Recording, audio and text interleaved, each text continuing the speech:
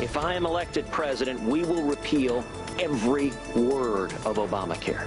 Tough talk from GOP candidates on the eve of the Iowa caucuses. So much is riding on the outcome there. Glenna Milberg is live in Des Moines. Miami Congressman Mario Diaz-Balart goes ballistic over new, looser regulations on travel and trade with Cuba. The congressman is with us live. The state legislature in full swing and moving to the right, but open carry may be in trouble in the state Senate. We'll take it to the round table. Good morning, welcome, glad you could join us. Unless you have been off in an ashram studying Zen with your perfect master, you undoubtedly know the Iowa caucuses are tomorrow night, and so much is riding on the outcome there. A relatively small number of mostly white voters in a Midwestern farm state will go to neighborhood schools, public libraries, city halls to cast their votes for president. These will be, of course, the first votes cast in this election cycle, so the results will have an outsized influence on the primaries down the road. Florida's primary is March 15th. But all eyes now are on Iowa, which is where our friend, colleague, and co-moderator of this program, Glenna Milberg, is standing by live in Des Moines. Glenna, good morning. So another hectic day for the candidates, I imagine, right? Ooh, I think hectic is probably an understatement. The schedule is amazing, and they're coming off what I'm going to guess is not much sleep anyway. This morning, a lot of the candidates actually started on network TV, a lot of the Sunday morning talk shows, last-ditch effort to get the message out nationwide. But as you said, the focus is absolutely right here on Iowa. Starting at about noon, the schedules Davenport, Sioux City, Council Bluffs. These candidates are all over the state in a last-ditch effort for what is critical face time with Iowa voters. Up for me Monday night. So I'm here today to ask you to caucus for me on Monday. The blitz is in high gear. But now I want to be greedy for the United States. I want to grab all that. Candidates making 4 to 5 cities a day. I need you to come caucus Monday night. Senator, how important is it to get out the vote Monday? It is all about turnout. Tells them one thing, tells Iowans another. Despite millions in advertising blitzing Iowans for weeks, look at how many are going into Monday evening caucuses undecided. Nearly half the Republican voters and almost a third of Democrats. The reason for the race for face time, crisscrossing through the ice-cold flatlands this weekend.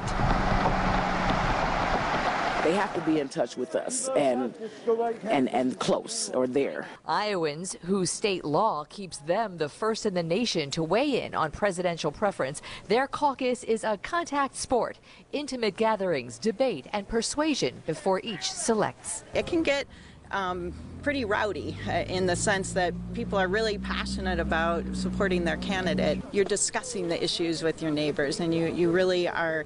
It's not just go in and check a box. Even if you have someone that's 17 and a half, they can caucus. Caucus precincts Monday night may see an unprecedented number of first-timers anxious to have a say in a remarkable campaign season, with a Donald Trump juggernaut upending conservative Republican politics.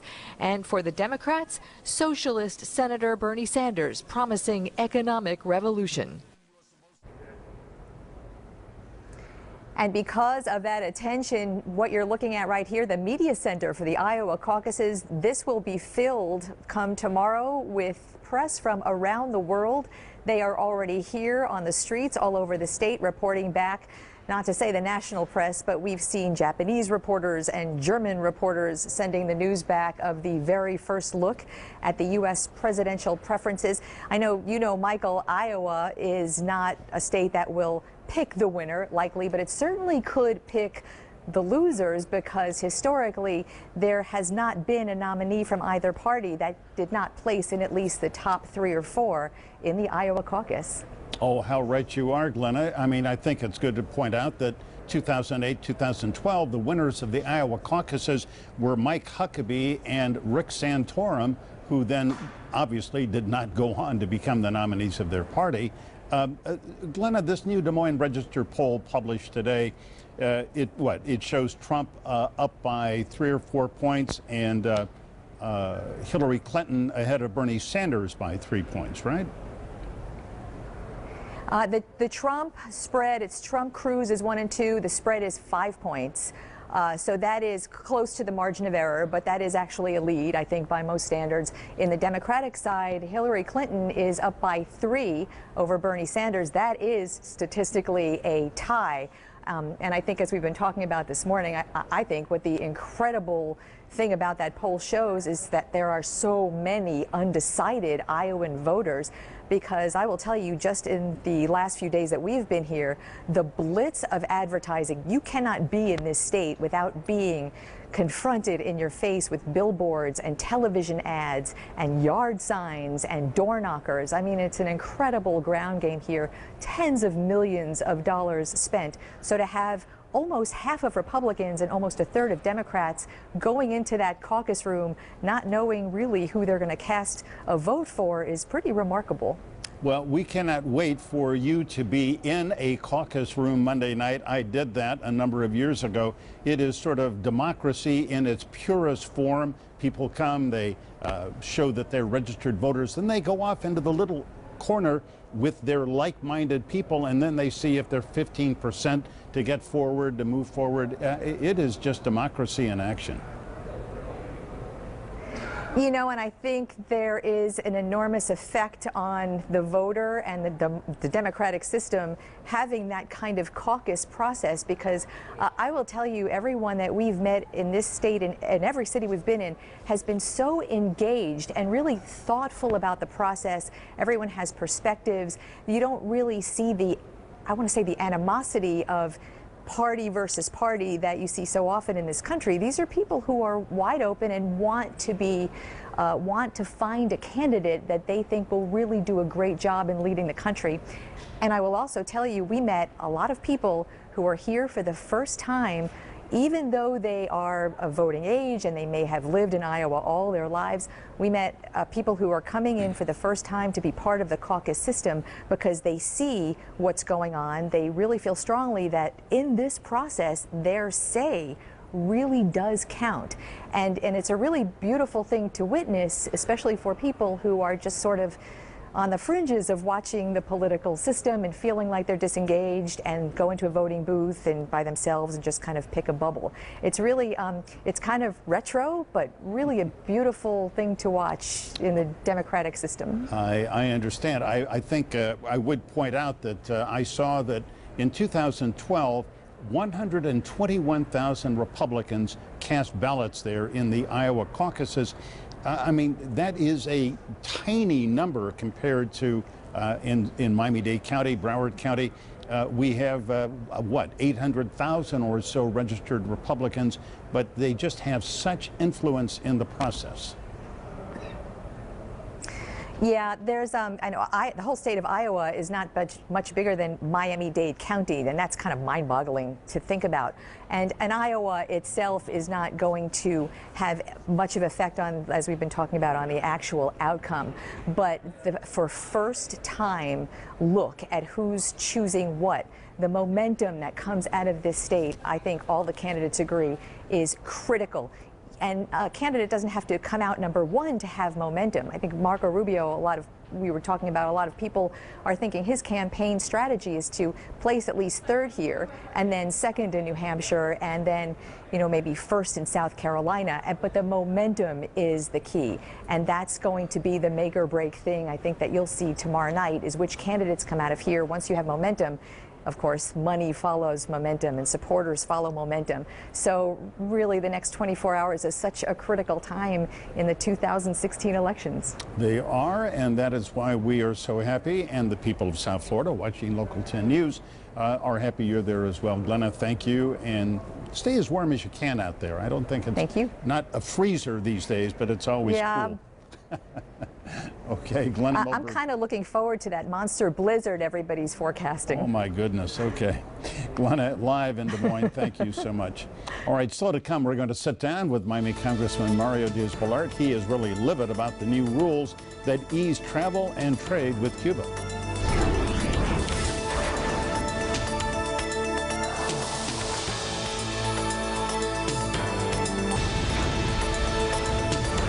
This week, the Obama administration issued new regulations that make it easier for U.S. companies and individuals to travel and trade with Cuba. The administration appears to have gone about as far as it can on this without usurping the power of Congress when it comes to the embargo. Only Congress can lift the embargo that has been in place for half a century. Miami Congressman Mario Diaz-Balart blasted the administration for this most recent set of ease Cuba regulations and rules. He says President Obama overstepped his authority. Mr. Diaz-Balart is a Republican. He represents the 25th Congressional District, serving his 7th term in the U.S. House. Here is a map of that district. It's going to change. This is a large swath of western Miami-Dade County, along with parts of Collier, Lee, and Hendry counties, home to 720,000 residents, roughly 2/3 of whom are Hispanic and a majority of whom are registered Republicans. Congressman, great to have you come in. Thank you, Michael. I appreciate the opportunity. All right, so let's talk about these new travel and trade rules, the third set of rules to have been issued to make this easier. The president, the administration says the goal here is to help create a civil, self-supporting society in Cuba. What's wrong with that? Michael, that's what he has been saying, but let's look at what the president has done and also when he's done it. I apologize. You have to remember that the president was negotiating with the Castro regime at the time that the Castro regime was sending tons and tons and tons of illicit arms to North Korea in violation of UN resolutions. They found the ship in Panama, and these were all hidden under MiG parts, MiG engines. Yeah, almost 300 tons of illicit military equipment. Right. And the administration didn't think that that was problematic. We also now know that during these negotiations, the administration learns that the Castro regime has obtained, and we don't still know how, a Hellfire missile, a high technology the kind that are used on U.S. drones. On drones and also on their airplanes. And so the administration asked for it back. The Castro regime said no, and the response was no problem. So in other words, there never seems to be anything that the Castro regime can do that would upset President Obama enough to stop giving him concessions. As you said, the president said that the purpose was to separate the regime from the people. Right. Except that if you look at these last regulations, they are to empower the military. How so? Because it actually wants to authorize. Again, if what he was talking about was to try to promote independence, which is what he keeps saying, and yet in these last regs in particular, he's authorizing doing business to actually the military, to the intelligence apparatus of the Castro regime. So how you can say that doing business with the intelligence and military apparatus is somehow helping the Cuban people and not the regime is something that's hard to understand. The office, my understanding is Treasury of Office of Foreign Asset Control says if we believe that these authorized goods are going to wind up in the hands of the Cuban government and these military and intelligence agencies, we can scotch the deal. We can simply wipe it off. But it's almost impossible to know. Particularly when the regs are actually authorizing doing business with the regime's monopolies. In other words, they say one thing, but then if you look at the regs, they actually have just the opposite effect, to actually do business, to allow and promote business, actually promote business with the military and the intelligence apparatus. And Michael, we had language in the appropriations bill that said specifically that. Let's not do business with those two, the branches of repression and also anti-Americanism, which is the intelligence services and the military. And President Obama was willing to shut down the U.S. government in order to do business and help promote the Cuban intelligence sector and the Cuban military. Well, that's why actions are speaking much larger than his words. All right. Well, just so people at home understand, tourism, transportation, the Port of Mariel, all of the major parts of the Cuban economy are really run by the military. Absolutely. In Cuba. Well, let's get to the larger issue, and that is the people, Cuban Americans in South Florida, Cuban Americans across this country think that the reset, the relationship, normalizing relations is a good idea. These are pictures of the Port of Mariel, which was a huge investment. Big Brazilian firm went in there and built it. Don't know how they're going to get paid for it, but they went in and built it. But let's put up the statistic, if we can, on the number of Cuban Americans who believe that it's proper to normalize relations. 52% of Cuban Americans in Florida think it's a good idea, and elsewhere in the country, 63% agree. So are you swimming against the tide here? There's a couple of things. First place, I don't think when we're talking about the national security interests of the United States, I don't think we should be basing our policy on polls, number one. Number two is, we should also consider how it's affecting the Cuban people, and you've talked about it. We've seen a huge increase in the arrests, in the beatings of pro-democracy activists, in the violence against those pro-democracy activists, and also absolute silence from President Obama's administration.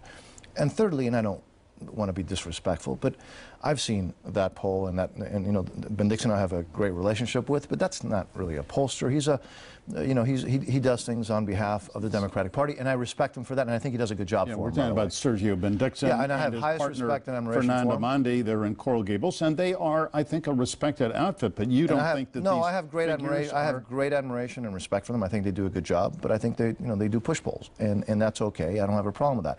I will tell you that if you ask the American people, not to mention Cuban Americans, do you think that we should relax sanctions to a regime that violates human rights at a time when they're sending shipments to North Korea, at a time that they're holding, you know, they're holding our military a weapon, a missile? Then it becomes an 80% issue. Well, I would point out that there is a poll that is taken every 2 years. It's called an election, and at least the people of your congressional district and that of Carlos Curbelo and Ileana Ros-Lehtinen have continued to send you and your brother Lincoln. And I said that, Michael, and I want. Right, I want to make sure that I respect the folks who do those polls, but they're push polls, and that's okay. All right, well, let me ask you simply about this. Here is this weekend's Wall Street Journal, one of the arena section, and what you can't see is that this is a page about Cuba, and it says the American invasion of Cuba. It talks about really basically how great Cuba is for Americans. Go visit, go see the painters, go see, listen to the music, go have a mojito. And this is the Wall Street Journal. I mean, is the toothpaste out of the tube here? I mean, Americans, 50% more Americans visited Cuba in 2015, yet another huge increase this year under these new travel regulations. I mean, this has begun. Michael, a lot of people said that we should have given up with South Africa. Remember, the world was doing business in South Africa. The United States was doing business with South Africa, and a lot of people said it was to help the blacks, which we all know was not true, was bogus. It took leadership from the United States, and by the way, the United States Congress, to say enough is enough. We're going to stand with the South African people, not with the apartheid process and that regime. And ultimately, that was one of the catalysts to have change in South Africa. So what you're seeing is very strong bipartisan support in Congress to keep sanctions until three basic conditions are met.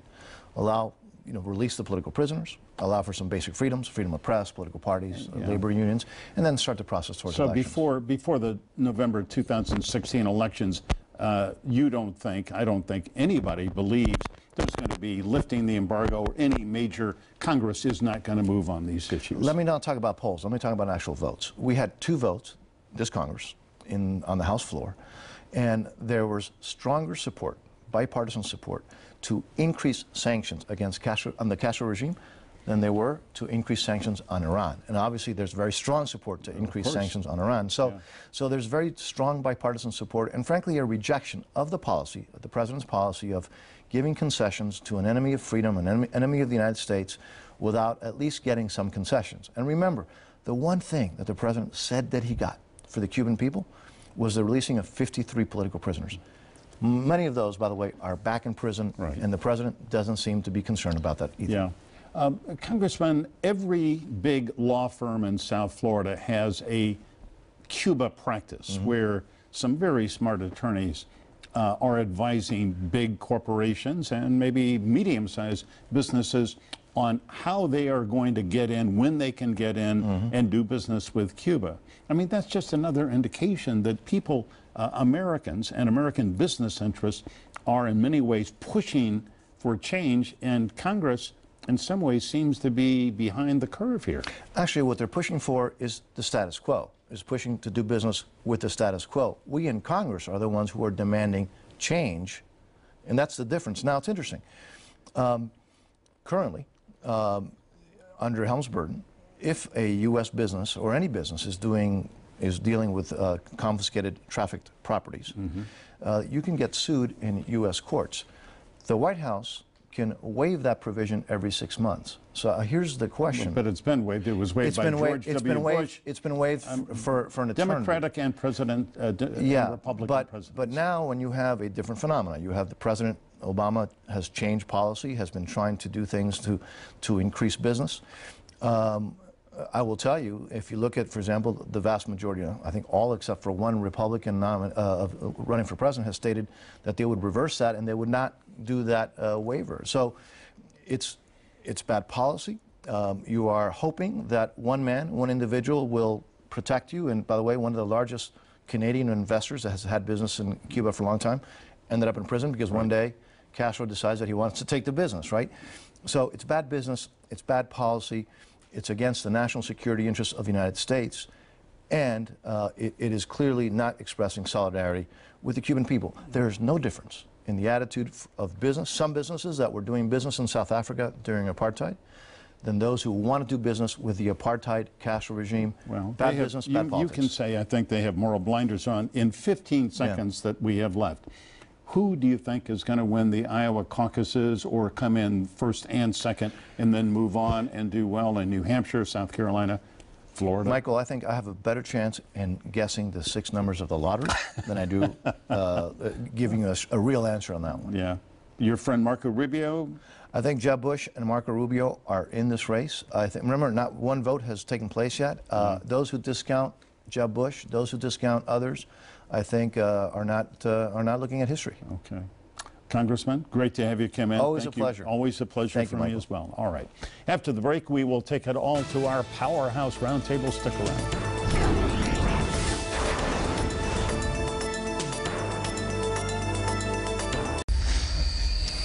It is that time again, time to take a closer look at some of the top stories in the news this week and get some informed analysis and opinion from our Powerhouse Roundtable. A great group is with us today. Sean Foreman, professor of political science at Barry University, a go-to guy for balanced analysis on politics and government. Tiffany Lee is a lawyer in Miami, a shareholder at Holland & Knight. She is part of the South Florida firms, or well, the firm, it's actually Nationwide Firms litigation group. No litigating today. We will stipulate to that, Ms. Lee. Ed Pizzoli may stipulate as well. He is a lawyer in Fort Lauderdale, president of the Tripp Scott Law Firm, and a Republican Party activist. To all of you, good morning. Great to have you come in. So let's turn first to the political scientist. Sean, in many ways, what we have seen in Iowa, just the conventional wisdom has just been thrown out by the candidates, how the campaigns have been conducted. It's fascinating, but boy, it's different.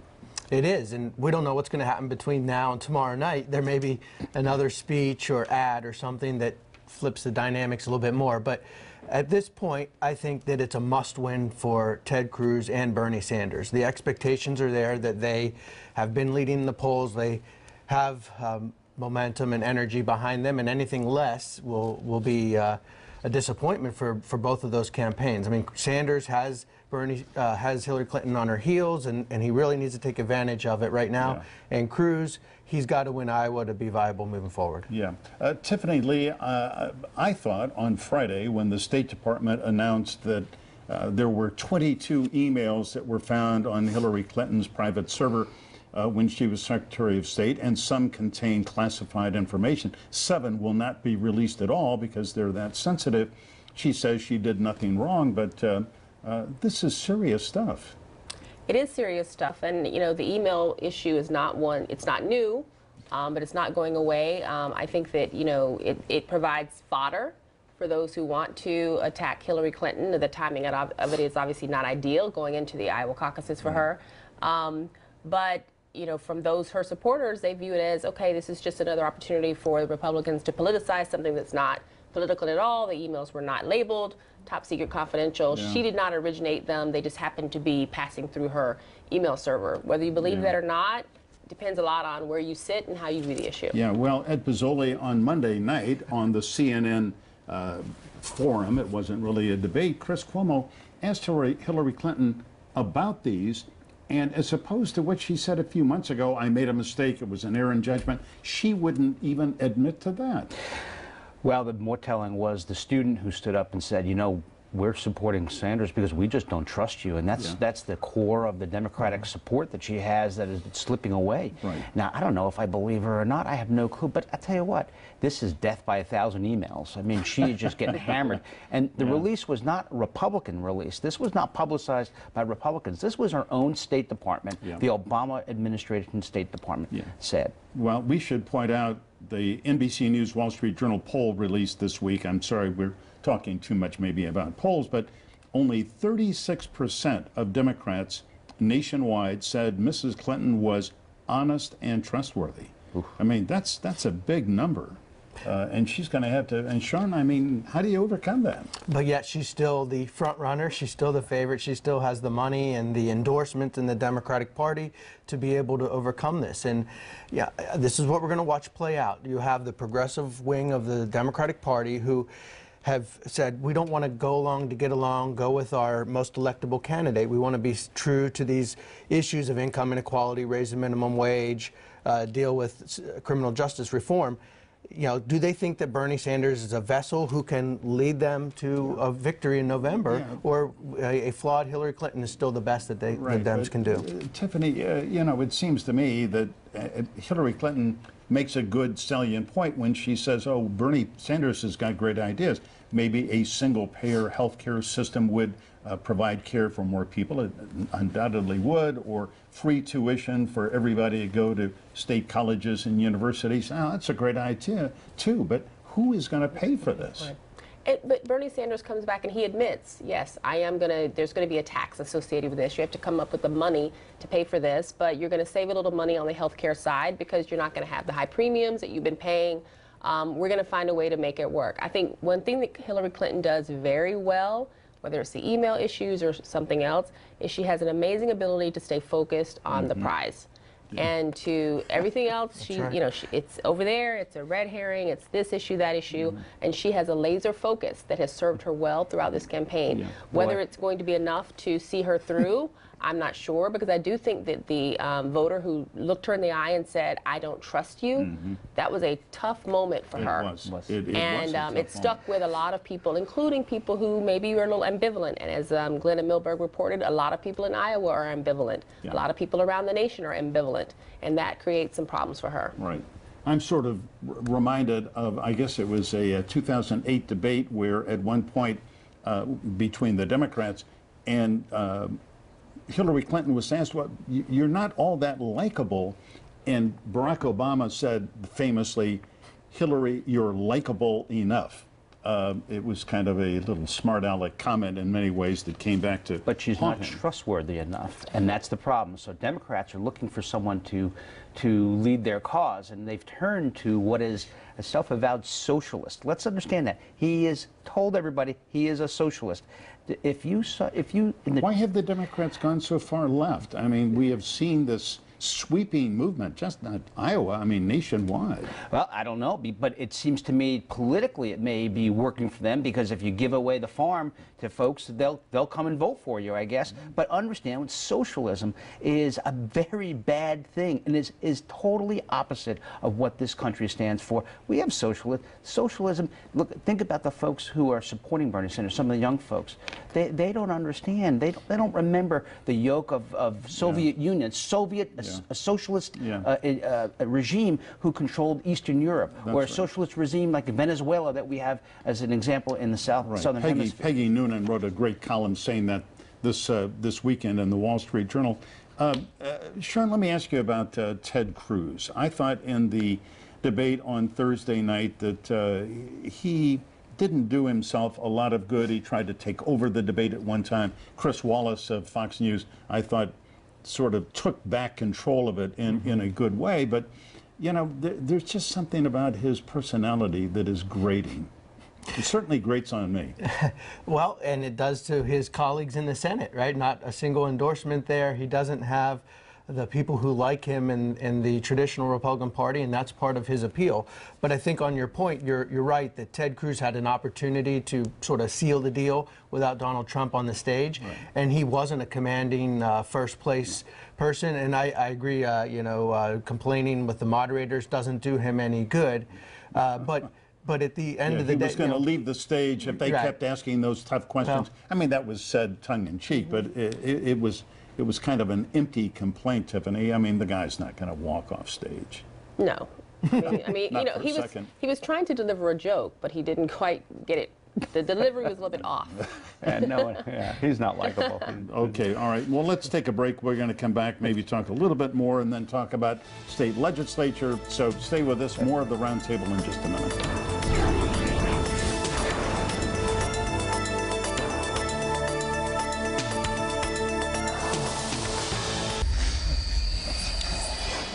On this Sunday morning, live in our studio, some heavyweights here who are weighing in on, well, they're not physically heavyweights, they're metaphorical heavyweights. We have Sean Foreman, Barry University, Tiffany Lee, Holland and Knight Law Firm, and Ed Pizzoli from Tripp Scott in Fort Lauderdale. Tiffany, what did you think about Jeb Bush on Thursday night in the debate? He did pretty well, didn't he? I thought Jeb Bush did exceptionally well, probably the best debate performance that I've seen from him in this election cycle. I thought he was fantastic. His answers were good. He had showed a lot of confidence. He showed a lot of thoughtfulness in the way that he answered questions. I was more impressed than I was expected to be when I started watching the debate. The other person that really impressed me was Marco Rubio. I think he's been more consistent in the debates in terms of his ability to come out and sound very knowledgeable, sound very presidential, and likable, which is sometimes a difficult thing to do, particularly in that cast of characters. But Ed, I did think that Jeb rocked Marco on the immigration issue. I thought that Marco's answer, because he had been part of the group of 8 in the Senate, which had found a sort of a very wide-ranging immigration reform bill that had a path to citizenship, and then when it didn't go anywhere, he has backed off that subsequently. And now Ted Cruz says that's amnesty. Well, Jeb Bush really beat him up pretty bad on that. Well, Jeb did, because Marco did cut and run, as Jeb Bush said, on the issue, but so did Ted Cruz. I mean, so you've got some of this, playing to the conservative right, and let's put Iowa in focus. It generally, in the Republican side, is a very conservative, evangelical vote, but let's understand, it's 30 delegates that are dispersed essentially proportionately. So even if Ted Cruz and Donald Trump are tied at 30%, you're talking about, a very 9 delegates each. I mean, so you're not talking about a large impact on the overall. So I would hold back and watch a couple things, what happens on Monday night, but this is just the first salvo in a long, long race. That's a point well taken. And also, Sean, I read the Tampa Bay Times, formerly St. Petersburg Times Online. I think it's one of the best newspapers in the state. And today they have a long editorial endorsing Jeb Bush. They've had big problems. The paper editorially is a liberal newspaper, and a very good one. But they run through all of the accomplishments and say he is the best Republican candidate out there. Pretty remarkable. Right, but it doesn't help to get endorsements from liberal-leaning papers if you're a Republican, just like Marco Rubio getting the Des Moines Register one in Iowa. But I think that's important for Jeb at home to shore up support where he's low in the polls in Florida.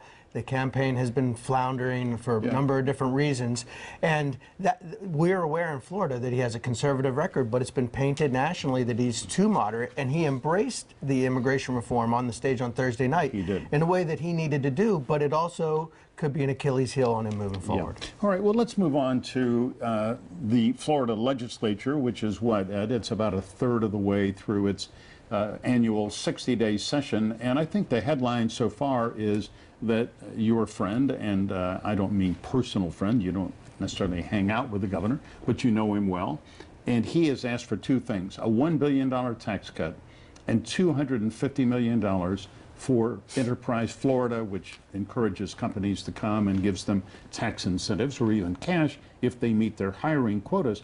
But Rick Scott's not going to get either of those from the legislature. Yeah, like you said, we're a third of the way through. I wouldn't bet against him getting something substantial in both of those categories. The idea around the Enterprise Florida is to provide incentives for business to come and create jobs. That has been a hallmark of what Rick Scott has done effectively for the last, 5 years. Well, and so he's not going to give it up. No, well, a million jobs. And he's got a veto pen, so he's got some leverage. He does have some leverage, and that there's also disagreement between the House and Senate, and we're going to see some of those things kind of get worked through as we get closer to the end of session. As you know, Michael, a lot of that stuff gets vetted through toward the very last week of session. Well, the legislative session is sort of like a basketball game where, it's kind of fun to watch for the first 58 minutes, and the last 2 is when... The last 2 minutes take about an hour and a half, right? Depends on how many timeouts you have left. That's right. Yeah. What about open carry, Tiffany? I see that the House is going to vote on open carry this coming week, and it appears the State House is probably going to pass that, but it may have some problems over in the Senate. I think it may have some problems in the Senate. I mean, it's surprised me to learn that Florida was one of the few states that does not have an open carry law currently. The challenge that I have in thinking about the law is I'm not exactly sure what problem we're trying to fix. Number one, we're spending a lot of time talking about it. When I think about the fact that we already have the stand your ground law, the idea of having now open carry as well feels a little bit more like Wild Wild West than I'm comfortable with. Right. And then the number of law enforcement officials who are opposed to it make me concerned that this is just not the way that this state should be going. Well, law enforcement, chiefs of police and sheriff's associations generally say if you've got open carry, we arrive at a crime scene of shooting and we don't know initially who are the good guys and who are the bad guys. Before we run out of time, Sean, let me ask you, I attended the State of the County speech this week given by Miami-Dade Mayor Carlos Jimenez. I thought it was a solid job. And he was talking about the county, but really it was the opening salvo in his re-election campaign. Yes. How'd you think he did? Well, of course, a speech is a speech. You can say what you want in there and gloss over the problems that there may be. But the state of the economy locally is strong. Our local bird, the crane, is up and flying very prominently. Yeah. And the mayor has kept taxes flat, and that's what he's promised to do. But on the flip side, there are a lot of groups that are upset as a result. Not hiring enough police officers, still dealing with issues with the fire union, the Pets Trust folks. Liberty Square. Liberty Square, the controversy over that, which would take a whole other program. It would. But so there were more people protesting outside than were inside from the pictures. So, and Raquel Regalado has come out with some progressive ideas. She wants to transform transportation, information technology, elections. So I think you're going to see different visions for the future of the county in that race. It's going to be a real race between those two. Ed Pizzoli, I know it's great to have you come in. You're going to have the governor is going to be down at your law firm this week. He's going to be down with Mike Pence, the governor of Indiana. And we'll have an event there. But be interesting to see tomorrow night. A couple things to look for, Michael. One is how close Marco Rubio can come to second, and whether or not Ted Cruz wins on the Republican side, because that's going to set up a little different setup. And then if there's a fourth person who comes out of the woodwork, and then obviously whether or not Bernie Sanders can overcome Hillary Clinton. Okay, we got to go. Thank you all. Come back again. After the break, a Local 10 investigation into mental health records in the case of a Broward Sheriff's deputy who was charged with manslaughter.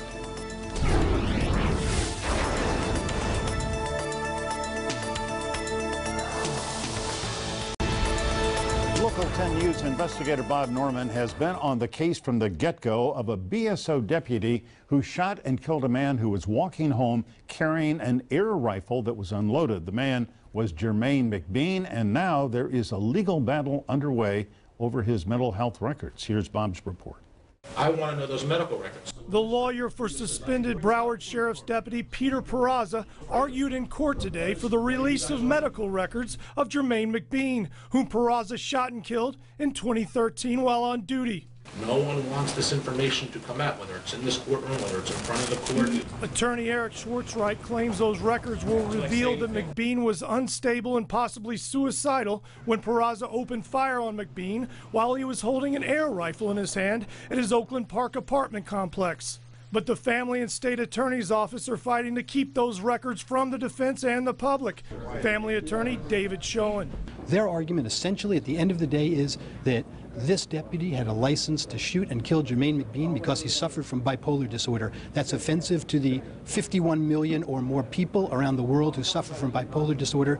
McBean was hospitalized in the days before the shooting after he exhibited strange behavior at work. Police union boss Jeff Morano said the health care records are crucial to Peraza's case. That's what we believe, is that his mental state is that he wanted to die. It was a classic suicide by cop. Schoen points to the fact that an eyewitness said McBean never pointed the gun at anyone. Very distinct from a suicide by cop. That's just a catchphrase now, and it gives them an easy out. Now the judge has set a new hearing to hash out what's going to be done with those medical records. It's set for February 11th at the courthouse. Bob Norman, Local 10 News. Bob, thanks. He also tells us McBean's family intends to fight the release of those mental health records, not just to Peraza and his attorneys, but also to keep them even away from the judge. All right, still to come, a weather forecast and then my personal perspective about David Beckham's plans for a soccer stadium without parking. What's up with that?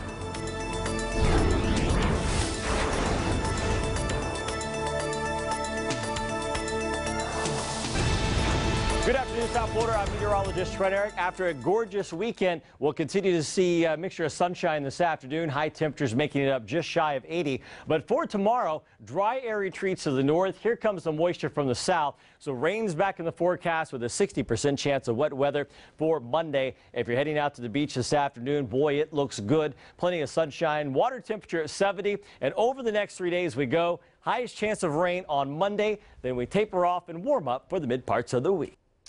Trent, thanks. All right, before we leave you this morning, a personal perspective about Major League Soccer in Miami and parking. That's right, parking. There isn't any planned adjacent to David Beckham's 25,000-seat stadium. None. And I say that's a formula for failure. Here's the location of the stadium. It's between Northwest 6th and 8th Streets at 6th Avenue in Miami. It's kind of a blighted area just south of Overtown, a few blocks from the Miami River. The closest public transportation is the Culmer Metro Rail Station. That's 3 blocks away, and that means fans coming by mass transit would have a pretty good trek. Same for people driving cars because parking would be several blocks distant. Team Beckham says, hey, no big deal. Marching to the game, they say, is part of the fun, part of soccer tradition. Well, it may be tradition in Manchester or Leeds or Milan or Madrid, but I don't think it's going to work in Miami. Not on the scale Miami Beckham United needs. Folks in South Florida love their cars, and they don't like walking many blocks to a game, not to go to see the Heat, the Panthers, the Marlins, or the Dolphins. Do you really think they're going to park many blocks away from this soccer stadium and happily trudge over there in the heat, sometimes the rain? No way. This week, one of Beckham's lawyers appeared at an event and said, basically, no parking, no problem. Believe me, it is a problem. I've met David Beckham, had him on this show. Nice guys, partners are nice guys too. But they are dead wrong on this parking thing. If they want their MLS soccer franchise to succeed, they're going to have to arrange some parking, at least some surface lots. Otherwise, fans are going to stay away. That is my perspective for this week. I hope you have a great Sunday. Remember, as always, stay informed, get involved. We want to hear from you. Weigh in on any topic via email, Facebook, Twitter, at any of these addresses. We're easy to find, and we will respond. Have a great Sunday.